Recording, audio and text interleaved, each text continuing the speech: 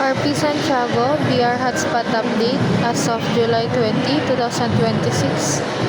Sales namin today ay 28,015 pesos po. Sales drive namin today ay meron pong 5 walk-in, isang online. Inquiry po namin today, meron pong 4, isa sa Viber, isa sa Page, 2 sa Messenger. Kami po ay 39.42 from target po.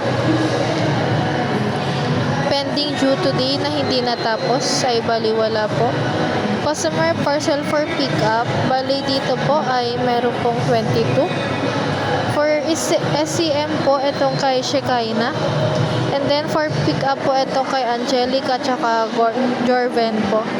Ito pong tatlo po dito, si Rhea Chris, Barangay San Juan at Shelo po ay naka-line up for embroidery.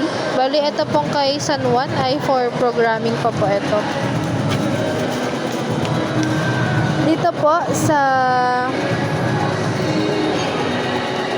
iba po ay for pick up po, bali na follow up po dito ulit si Sir Franklin kasi overdue na po yung item niya dito. Same with Dalia Baltasar, Virgilio ka mag-enjoy sa Gipet, for pick up na po ito. For BIF po ay meron pong dalawa. Amount po nitong dalawa ay 114,250,000 po.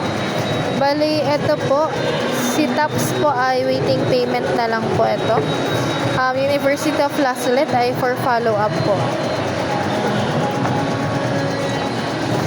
Customer visit po namin ay wala po. First sked po namin ay 6.